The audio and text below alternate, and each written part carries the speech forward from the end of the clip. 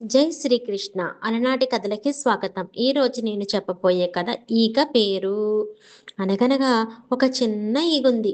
అది ఇల్లు అలుకుతూ అలుకుతూ తన పేరును మర్చిపోయింది. కొద్దిసేపటికి ఆలోచించింది, కానీ గుర్తుకు రాలేదు.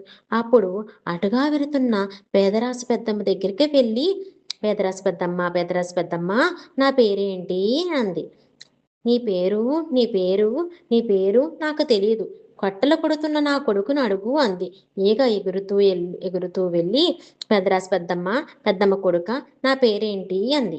నీ పేరు నాకు తెలియదు. నా చేతిలో ఉన్న గొడ్డల్ని అడుగు అన్నాడు.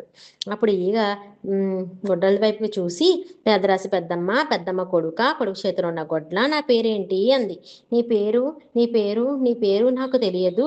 నేను నరికి చెట్టును అడుగు అంది.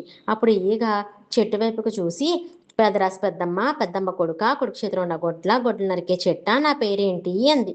అప్పుడు నీ పేరు నాకు తెలియదు. నాపై వాలే పక్షులను అడుగు అంది.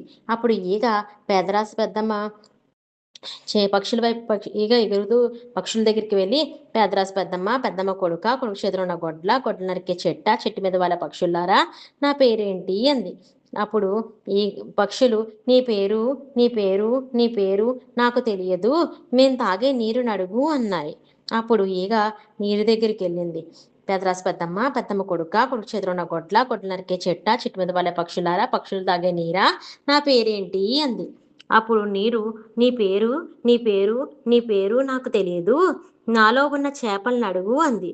అప్పుడు ఈగ చేపల దగ్గరికి వెళ్ళి, పెదరాసి పెద్దమ్మ, పెద్దమ్మ కొడుక, కొడుకు చేతిలో ఉన్న గొడ్లు నరికే చెట్టు మీద వాళ్ళ పక్షులారా, పక్షులు తాగే నీరా, నీటిలో ఉన్న చేపల్లారా, నా పేరేంటి అంది. నీ పేరు నాకు తెలియదు. మమ్మల్ని పట్టే జాలరిని అడుగు అంది.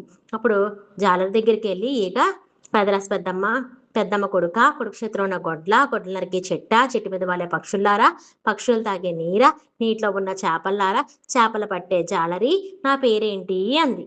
అప్పుడు జాలరి, నీ పేరు నాకు తెలియదు. నా దగ్గర కొనుక్కునే రాజును అడుగు అన్నాడు.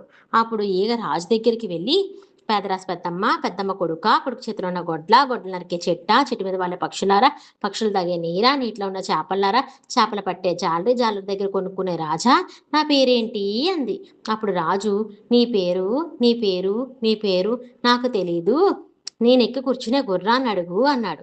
అప్పుడు ఈగ ఎగురుకుంటూ గుర్రం దగ్గరికి వెళ్ళి, పెదరాసి పెద్దమ్మ, పెద్దమ్మ కొడుక, కొడుకు చేతిలో ఉన్న గొడ్లు నరికే చెట్టు మీద వాళ్ళ పక్షులారా, పక్షులు తాగే నీరా, నీటిలో ఉన్న చేపలారా, చేపలు పట్టే రాజా, రాజ చేపలు పట్టే జాలరి దగ్గర కొనుక్కునే రాజు ఎక్కి కూర్చున్న గుర్రమా, నా పేరేంటి అంది.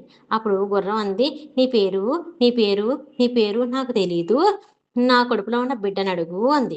అప్పుడు ఈగ కడుపులో ఉన్న బిడ్డ దగ్గరికి వెళ్ళి, పెదరాసి పెద్దమ్మ కొడుకు చేతిలో ఉన్న గొడ్లు నరికే చెట్టు మీద వాళ్ళ పక్షులారా, పక్షులు తాగే నీర, నీటిలో ఉన్న చేపలారా, చేపలు పట్టే జాలరి దగ్గర కొనే రాజు ఎక్కుకొచ్చిన గుర్రం కడుపులో ఉన్న బిడ్డ, నా పేరేంటి అంది. అప్పుడు కడుపులో ఉన్న బిడ్డ అందంట, నీ పేరు నా పేరు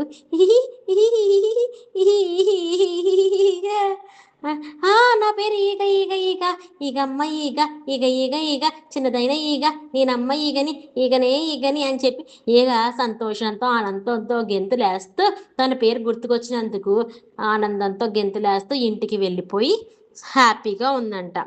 విన్నారు కదా చిన్నారులు. జై హింద్.